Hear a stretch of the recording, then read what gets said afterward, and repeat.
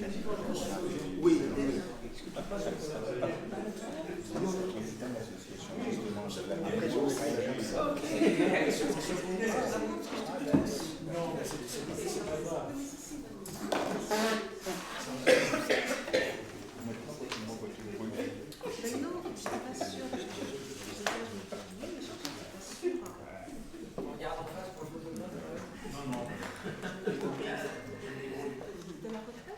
Bonjour à tous et toutes et bienvenue à l'Assemblée nationale. Je suis très heureuse de pouvoir vous accueillir en ces lieux pour le lancement de cette campagne à laquelle j'apporte tout mon soutien.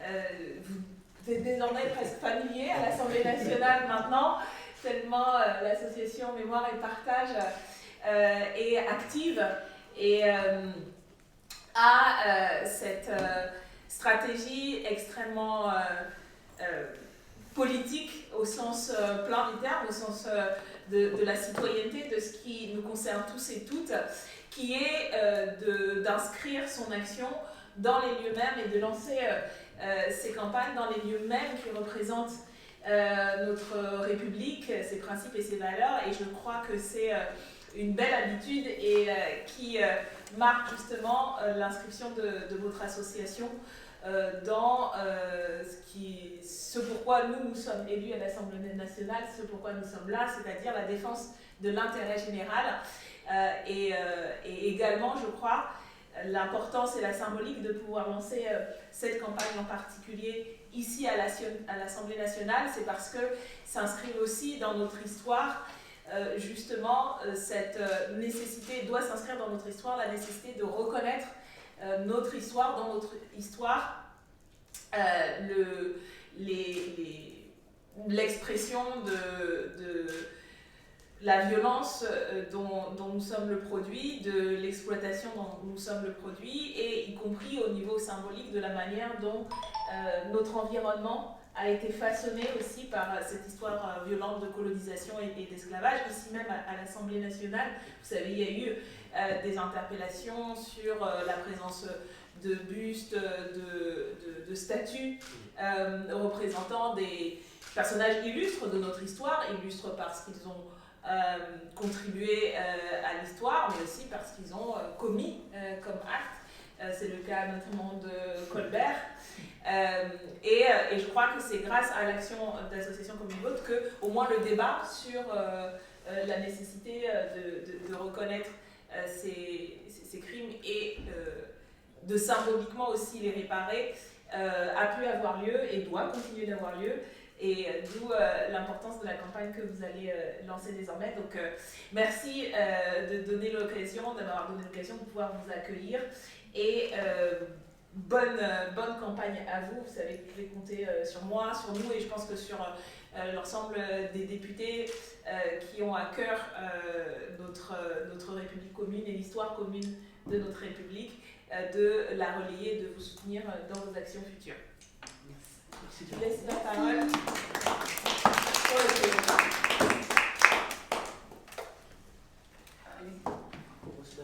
Oui, tu peux te rapprocher.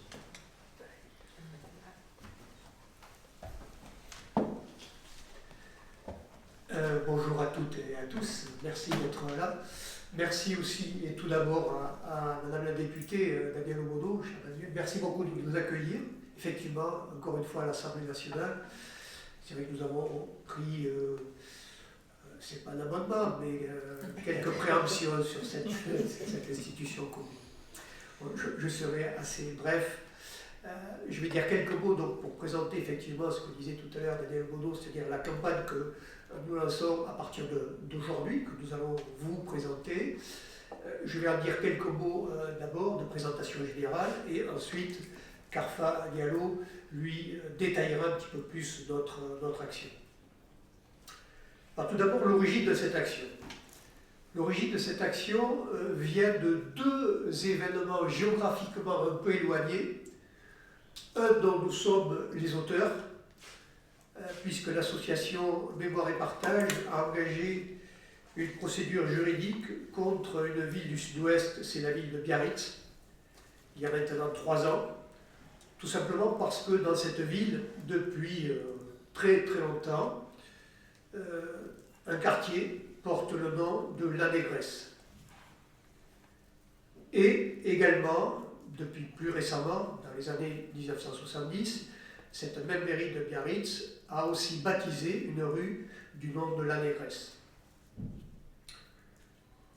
Pour compléter, lorsque vous prenez l'autoroute en direction d'Andaille depuis Bordeaux, si vous voulez sortir à Biarritz, sur les panneaux d'indication de la société Vinci qui gère l'autoroute, vous avez la sortie La Négresse, en gros. Donc, nous nous étions interpellés à l'époque sur la portée à la fois, selon nous, raciste et sexiste de cette appellation, et avions essayé d'interpeller la mairie pour voir s'il y avait une possibilité de dialoguer autour de cette question-là et de voir comment on pouvait à l'amiable régler cette question. Malgré nos sollicitations et notre ouverture à ce qu'on puisse avoir une solution à l'amiable sur ce sujet et relativement pertinente, la mairie de Biarritz a refusé de nous recevoir et donc nous avons engagé une action en justice. Il y a d'abord eu un premier jugement au tribunal administratif de Pau, premier jugement qui était sibyllin, puisqu'il ne nous donnait pas raison, mais dans son attendu, le juge disait que pour lui l'appellation, même si elle n'était pas raciste et sexiste, était péjorative. Déjà, alors il y a deux façons de voir. Soit ce juge-là ne possédait pas toutes les subtilités de la langue française, mais ça m'étonnerait beaucoup, soit il était peut-être un petit peu plus adroit et il laissait la porte ouverte à une possibilité d'appel, ce que nous avons fait sur les conseils de notre avocat. Et donc, l'appel a eu lieu à la Cour administrative d'appel de Bordeaux, puisque l'appel se fait à Bordeaux. Lien avec l'histoire, le tribunal d'appel de Bordeaux est un hôtel qui appartenait à un ancien esclavagiste. Donc c'est un peu de l'histoire, inopinée, mais bon voilà. Et donc lors du jugement de Bordeaux, la rapporteuse publique, donc représentante de l'État, une femme assez jeune, on va dire entre 30 et 40 ans à peu près, fit un réquisitoire que même mémoire et partage n'aurait pas osé faire, disant que cette appellation était raciste, sexiste, qu'elle ne devrait plus exister, et elle rajoutait qu'elle pouvait porter un trouble à l'ordre public, présenter un trouble à l'ordre public.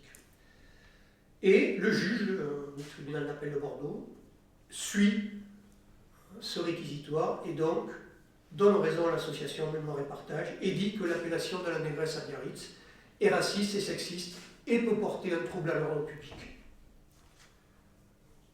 La mairie de Biarritz continue dans son entêtement. Quelques semaines après, il porte à nouveau un recours sur des arguties qui sont aussitôt balayés à nouveau par le tribunal administratif de Bordeaux, disant qu'il confirme son premier jugement. Mais la mairie de Biarritz continue dans son entêtement et porte l'affaire devant le Conseil d'État, puisqu'il y a à nouveau un autre échelon qui est le Conseil d'État, dernier échelon. Le Conseil d'État n'a pas encore statué, il devrait statuer d'ici quelques mois, donc nous attendons le jugement du Conseil d'État. Mais en tout état de cause, première victoire de notre part, et surtout première victoire pour la citoyenneté, la ville de Biarritz, dans l'immédiat, a débaptisé sa rue, La Négresse, pas encore le quartier. Donc ça c'est le premier événement dont nous sommes entre guillemets les auteurs. Deuxième élément, plus géographiquement éloigné de chez nous, mais nous avons été là plus spectateurs, c'est ce qui s'est passé en Martinique, vous avez dû le suivre, avec le procès d'un certain nombre de jeunes en particulier, activistes, militants, qui, sur la représentation physique dans les rues d'un certain nombre de symboles, soit statues, etc., ont été un peu exaspérés par la non-réactivité des autorités et ont déboulonné carrément les statuts en question. Et donc ces jeunes-là se sont retrouvés au tribunal. Et récemment, le premier jugement du tribunal de la Martinique vient de les relaxer, purement et simplement. Et là aussi, l'attendu du tribunal est intéressant. Non seulement il les relaxe, mais il explique que ces gens-là n'ont fait qu'une action citoyenne tout simplement. En aucun cas, ils ont fait une action de dégradation, etc. Ça a été une expression citoyenne. Et ça nous ramène donc à l'interpellation que nous avons eue à Mémoire et Partage, au vu de ces deux événements. Et celui qui arrive au mois de mars, vous savez qu'il va y avoir des élections municipales dans notre pays. Nous nous sommes dit, mais comment est-il possible que dans l'espace public, des élus locaux, donc souvent municipaux, quelle que soit la taille de la ville, petite ou grosse, moyenne, peu importe, ne soient pas interpellés par ce genre de situation et ne fassent rien depuis des décennies. Parce que, à la fois ce qui se passe à Martinique, mais ce qui se passe à Biarritz, n'est pas isolé. Des cas comme ça, on pourrait en retrouver un certain nombre. Nous sommes donc dit qu'il serait peut-être intéressant de mener une action, parce que oui, la rue, c'est quand même l'espace de citoyenneté par essence. Alors oui, malheureusement, aujourd'hui, la rue, pour beaucoup d'élus, se restreint à un espace de consumérisme, mais ce n'est pas la vision que nous avons, nous, de l'espace public. La rue, c'est avant tout, et surtout, l'endroit où les citoyens peuvent s'exprimer, et où ils s'expriment. Ils peuvent faire des rassemblements, des manifestations, etc. Alors après, quelle que soit la nature, la forme, bon, ça, chaque citoyen, organisation est libre de mener la façon dont il veut, mais il y a toujours expression. Et donc on voit bien que là, on a une dichotomie entre d'un côté un certain nombre d'élus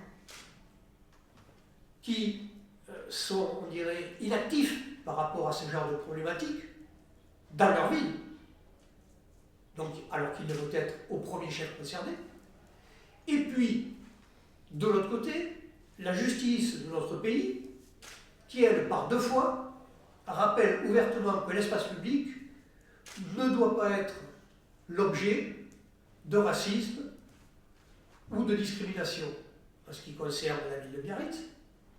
Et de l'autre côté, pour ce qui concerne la Martinique, rappelle que oui, la rue est un espace de citoyenneté. Donc c'est à partir de là que nous avons décidé de mener cette action, parce qu'il nous semble, nous, que oui, ces élections municipales doivent être aussi, comme le disait tout à l'heure Daniel Bonneau, un espace de réflexion politique, au sens noble du terme. On n'est pas élu municipal pour simplement gérer un budget et voir si à la fin de l'année, le budget de la ville est en équilibre ou en déséquilibre. Alors certes, c'est important, en fait, c'est pas ça. La citoyenneté et la politique ne doivent pas se réduire à ça. Ça, c'est de l'administration. À ce moment-là, si on fait que ça, on dit à la préfecture, envoyez 10 personnes pour gérer les affaires de la mairie et tout ira bien. Non. Non. Gérer une municipalité, c'est autre chose. C'est faire de la politique, au sens noble du terme. Et donc, il nous semble que cette affaire-là doit être une affaire politique et doit donc interpeller tous les candidats potentiels aux élections municipales, quel que soit l'endroit, que ce soit sur le territoire national, dans les Outre-mer, peu importe.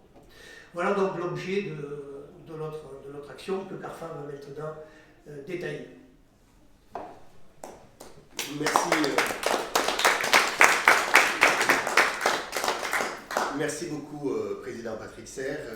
Je voulais d'abord commencer par remercier Madame la députée Daniel Bonneau pour son accueil républicain, je dirais fraternel, qui effectivement, ces dernières années, a tendance à nous installer dans cette auguste assemblée en tant que citoyen et puis aussi en tant qu'acteur. Donc vraiment merci beaucoup Daniel.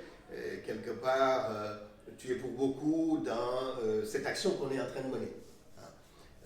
Je voulais aussi remercier ton collaborateur Yacine, qui a été réactif, parce que c'est ça aussi les députés dont on rêve. Ce sont des députés qui, quand on leur parle d'une idée, ben, oui, ils savent en tirer vraiment les conséquences, ils savent voir que ça parle à la société. J'ai proposé cette initiative à plusieurs députés, mais la première à réagir positivement, c'est Mme Danielle Obono, et je tenais vraiment à l'encourager dans ce sens-là. Elle fait notre fierté. Pour cette conscience. Et puis aussi vous remercier à vous toutes et tous ici présents qui avez laissé sûrement des activités personnelles, familiales, plus agréables peut-être que ce moment que nous sommes en train de passer. Je veux saluer la présence de deux présidentes, puisqu'on a le président du réseau Mémoire et Partage qui est Patrick Serre, mais on a deux présidentes qui sont là, qui représentent d'un côté Paris.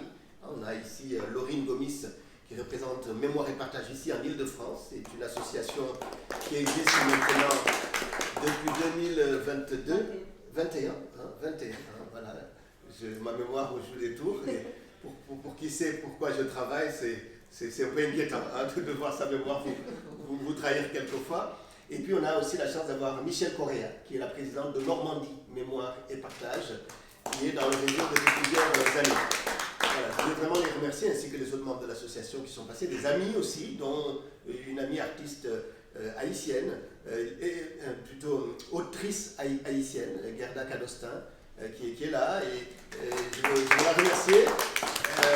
Cette année, nous avons travaillé ensemble, c'était au mois d'avril. Elle est venue à Bordeaux pour le bicentenaire de la rançon qu'Haïti a donc été obligé de payer. Donc vraiment, cette campagne, elle est essentielle, elle est importante. Pourquoi? Parce que oui, la question de l'espace public est une question éminemment politique. Patrick Serre l'a dit, c'est le premier espace finalement que nous avons, entre guillemets, qui soit démocratique, voilà, qu'on est tous obligés de partager. Voilà. Les propriétés personnelles qu'on peut avoir peuvent être des lieux d'injustice, même l'école peut être un lieu d'injustice, mais l'espace public c'est quand même un lieu, on va dire, démocratique par essence, parce qu'on le partage. Voilà. Et qu'est-ce qu'il faut faire de cet espace public? Est-ce qu'il faut l'ériger comme ça, comme étant une sorte de trophée intouchable que personne ne peut et ne doit surtout remettre en cause? Ou bien est-ce qu'il faut aussi l'interroger? Est-ce qu'il faut que l'espace public soit aussi un endroit dynamique, ouvert à la société? Et ça, c'est une grande question que nous sommes loin d'avoir épuisée, aussi bien ici, nous, en France, qu'au-delà. D'autant plus que l'espace public, c'est aussi un espace dont on hérite, qu'on ne choisit pas forcément. Quand on est dans des quartiers, dans des villes, dans des pays, dans des espaces où on trouve les choses déjà là. Voilà. Des murs, des rues, des immeubles, des bâtiments, on en hérite. Voilà. Et l'héritage, qu'est-ce qu'on fait de cet héritage? Est-ce que c'est un héritage qu'on prend dans sa globalité, ou bien est-ce qu'on l'interroge? Est-ce qu'on le soumet à notre esprit critique, à notre esprit citoyen? Est-ce qu'on fait en sorte que cet héritage-là puisse être quelque chose qui respecte les valeurs fondamentales que nous avons acquises par notre connaissance, notre savoir et notre engagement? C'est ça la grande question. Et c'est une grande question, comme vous le savez, qui a été véritablement portée à l'attention du monde entier lors du meurtre de George Floyd. Le 25 mai 2020, en plein cœur du confinement, le monde entier, parce que nous sommes dans le confinement, va effectivement voir un homme noir, le cou écrasé par le genou d'un policier blanc qui regarde la caméra. Tout le monde a pu le voir. Moi, j'ai pu le vérifier parce que je rencontre beaucoup de monde, et notamment beaucoup d'enfants, de jeunes qui ont 14, 15, 20.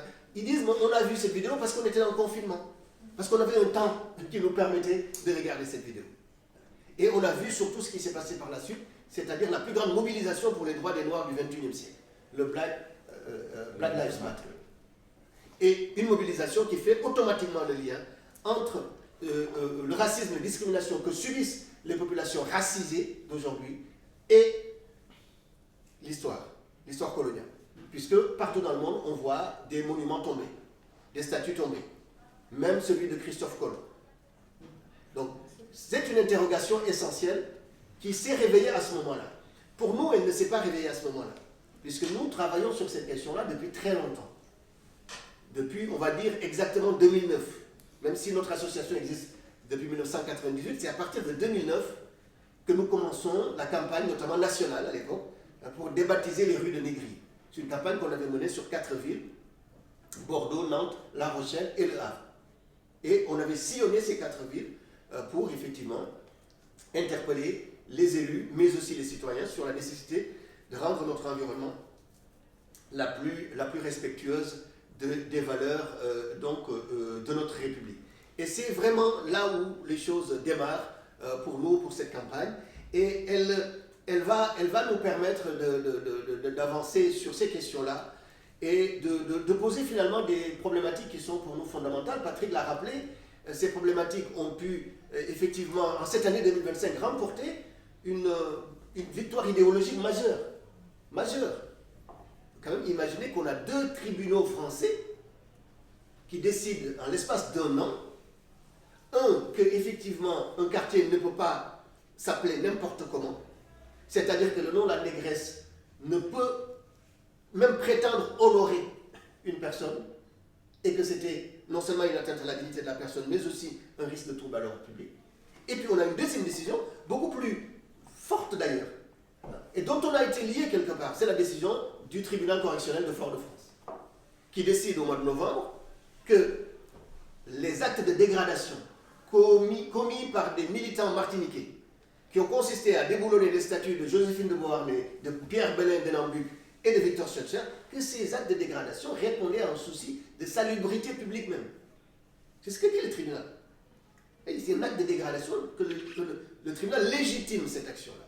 Donc ça, c'est essentiel. Et je disais qu'on était lié à ça, puisque moi je me rappelle avoir été invité par la ville de Fort-de-France au festival de Fort-de-France, qui s'est déroulé en juillet 2020. Donc quelques mois après le meurtre de George Floyd. Et quand je suis arrivé à la Savane, à Fort-de-France, j'ai vu la statue de Joséphine de Beauharnais, comment on dit, décapitée, puisqu'elle avait été décapitée dans les années 60, je ne sais plus, et Aimé Césaire l'avait laissée telle qu'elle. Entre nous, je trouve que c'était beaucoup plus puissant et plus fort que ce qui se passe aujourd'hui. Mais on y reviendra. Mais la statue était intacte. Celle de Pierre Belin Denambuc était intacte, ainsi que... Alors, les statues de Victor Schœlcher avaient été déboulonnées au mois de mai 2020. Et lors du festival de Fort-de-France, il y a eu un débat organisé par la ville de Fort-de-France avec ces jeunes militants martiniquais pour discuter justement de ça. Et nous avions amené notre solution bordelaise. Hein, si Madame la députée permet. Hein, les Bordelais, vous le savez, sont très chauvins. Notre solution bordelaise sur cette grande question qui était, au lieu de débaptiser, d'enlever, d'effacer, expliquons, faisons de la relation, montrons et démontrons que la mémoire est plus forte que la violence. Parce que substituer une violence par une autre violence n'est pas pour nous le chemin qu'il faut prendre. Parce que déjà, ces lieux, ces monuments, ces statues, ces rues étaient déjà une violence qui nous était infligée, mais commettre une deuxième violence à les enlever ne nous semblait pas répondre à la question majeure dans laquelle nous étions. Et nous avions proposé de mettre des panneaux explicatifs. Et c'est ce que nous avons fait. Ce que nous avons réussi à Bordeaux, à La Rochelle, au Havre et même à Nantes. Et d'ailleurs, on s'est rendu compte que la plupart des municipalités de France se sont jetées sur cette solution. Mais très vite. Certaines qui n'avaient même pas réfléchi là-dessus, mais qui sentaient cette colère sociale, cette colère citoyenne monter, se sont dit, oh là là là là, prenons ça parce que sinon, on risque gros. Et donc, à la va-vite, on a posé des panneaux explicatifs, mal écrits, souvent placés très haut, voilà, que personne ne voit, et qui ne semblent avoir comme fonction première que de laisser sur leur piédestal des personnes qui ont été coupables de crimes contre l'humanité. C'est ce que la loi française a dit. Et c'est à la lumière de cela que nous nous sommes dit, ça suffit. C'est-à-dire qu'on se rend compte qu'il n'y a pas encore, et c'est l'objet un peu de ce travail, Daniel, de cette campagne, le travail de déconstruction du racisme et de ce qu'il a laissé n'est pas encore suffisamment fait. Il n'est pas encore suffisamment fait. Et c'est pour ça d'ailleurs que nous parlons d'extirper le racisme de l'espace public. Et c'est très important, parce que si on parle d'esclavage ou de traite des Noirs, les gens vous disent « Ah, c'est le passé ». Non. Non, non, non. Ces symboles de la traite des Noirs et de l'esclavage sont des justifications du racisme aujourd'hui. Ce sont des gens qui ont nourri l'idéologie du racisme et donc des discriminations. Donc c'est des choses concrètes. C'est pour ça qu'on parle d'extirper le racisme de l'espace public français. Et c'est vrai que pour cette campagne-ci, il y a une radicalité nouvelle. Je ne sais pas jusqu'où on pourra la porter, mais on va essayer en tout cas, pendant ces municipales. La radicalité nouvelle, c'est de dire, puisqu'il nous semble que un certain nombre de pouvoirs publics municipaux se sont saisis de la solution que nous avions apportée, c'est une solution intéressante dont nous sommes fiers, puisqu'il faut savoir que lorsque Bordeaux propose ça, donc après le meurtre de George Floyd, on a le New York Times qui vient à Bordeaux et qui fait sa une sur notre action. Bon, mais alors, passer le moment, effectivement, on va dire de fierté de voir notre action portée par un média aussi important, on a regardé depuis 2020 comment les municipalités ont fait. Bon, et puis on se rend compte qu'il n'y a rien. Enfin, rien n'est fait. On a fait à la va-vite, on a posé des panneaux explicatifs, voilà, que personne ne voit, qui sont très mal écrits. Voilà, les textes sont sibyllins. Voilà. Et puis, on a vaqué à autre chose. Il n'y a aucun travail de pédagogie, de relation, de mise en évidence. Et c'est ce qui explique que nous avons décidé de lancer cette campagne nouvelle avec une radicalité nouvelle. Avec une radicalité nouvelle très clairement, qui est de parler de racisme. On ne parle pas de colonialisme non plus. Hein, parce que c'est ça aussi. Hein, puisque vous le savez, il n'y a pas longtemps, il y a un Premier ministre qui a dit que le colonialisme n'était pas un crime contre l'humanité. On ne parle pas de colonialisme non plus, on parle de racisme. Parce qu'au fond, c'est ça. Colonialisme, esclavage, traite des Noirs, c'est souvent un argument rhétorique qui nous est brandi pour dire c'est le passé. Et même certains pour vanter des aspects positifs. Mais le racisme, c'est une réalité concrète. Et donc c'est pour ça qu'on parle de racisme, avec cette exigence et cette campagne municipale qui consiste à la fois à allier une interpellation de tous les candidats aux élections municipales, donc en France, à travers une charte que nous allons leur proposer. Je sais que Mme Obono a l'influence nécessaire pour diffuser à tous les candidats de son parti, mais au-delà, la nécessité de signer cette charte donc nationale. J'ai mal à la rue, j'ai mal à ma rue, j'ai mal à ma rue. Ce n'est pas mon idée. On a la chance d'avoir un président qui, malgré, il nous le rappelle quelquefois ces derniers temps, son grand âge, est toujours quelqu'un d'une grande acuité intellectuelle. Et c'est lui qui a trouvé le hashtag. Alors, je ne sais même pas s'il savait, je savais même pas qu'il savait ce que voulait dire un hashtag. Voilà. Mais il a dit, j'ai mal à parler. Voilà. Et ça, c'est vraiment incroyable. Voilà. Parce que je trouve que c'est vraiment le hashtag qu'il fallait trouver. Voilà. Et j'ai mal à ma rue. Oui, on a mal à notre rue, on a mal à nos monuments, on a mal à notre espace public, on voudrait qu'il soit meilleur. Donc, c'est d'abord la charte, Daniel, qu'on souhaiterait voir signée, et on pourra faire d'ailleurs une petite signature, si tu le permets, avant que tu ne partes, parce que je sais que tu as une actualité très forte au niveau de ce Parlement. Donc, faire signer à tous les candidats aux élections municipales. Donc, vous êtes toutes et tous invités à récupérer cette charte et à aller voir vos candidats. Donc, voilà. Et dans la charte, il y a 3 engagements. Hein, si Yacine veut bien faire défiler, parce que je ne les ai pas tous de tête, mais il y a 3 engagements. Vas-y. Vas-y encore. Voilà. Il n'empêche. Vas-y encore. Il va falloir que je pardonne à ceux qui m'ont donné la gale lorsque je n'avais point d'ongles. Il va falloir que je pardonne à ceux qui ont enfermé mes pères dans les maladreries de leur bateau. Oui, il va falloir. Voilà. Donc on a l'engagement 1, c'est l'inventaire. Donc ça c'est la statue. Oui. Ça c'est la statue de Joséphine de Beauharnais qui avait été décapitée. Et dont je vous ai parlé tout à l'heure, qu'Aimé Césaire avait, je pense, ça c'est personnel, eu l'intelligence de laisser telle qu'elle. Cette statue a trôné dans la savane, pratiquement en face de la mairie de Fort-de-France, pendant plusieurs décennies. Voilà. Moi, je trouve que voilà, c'est à la fois de la politique et de l'art qu'Aimé Césaire avait eu ça. Donc, le premier engagement auquel on demande à tous les candidats, c'est d'abord de recenser les rues et les monuments honorant les figures liées à des crimes contre l'humanité. Donc ça, c'est le premier engagement qu'on demande. Le deuxième engagement, c'est...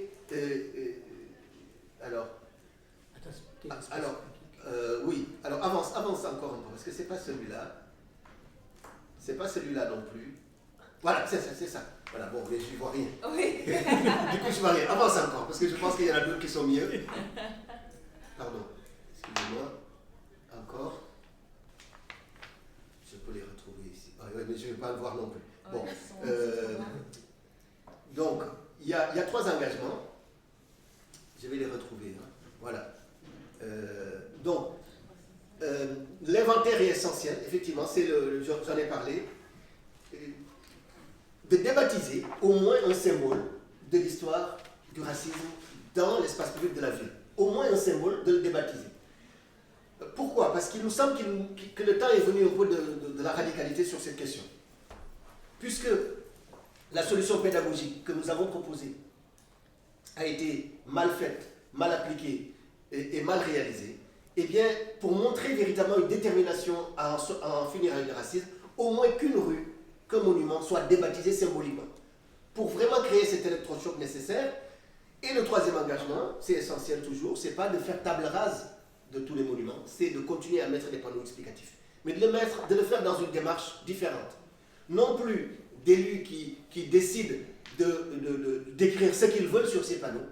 Je vous recommande le podcast de France Culture, LSD, la série documentaire de France Culture qui a été fait par Aurélie Bambuc il y a quelques semaines et qui est très intéressant puisque dans l'épisode sur Bordeaux, Aurélie Bambuc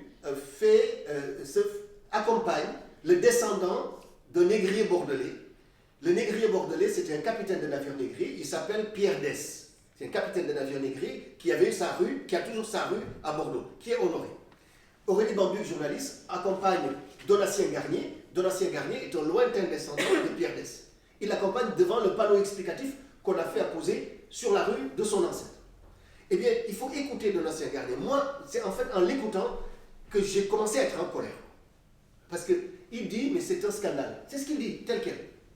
Puisque dans ce panneau, on mélange finalement des aspects positifs. C'est-à-dire que son ancêtre capitaine avait quand même sauvé un navire de la noyade.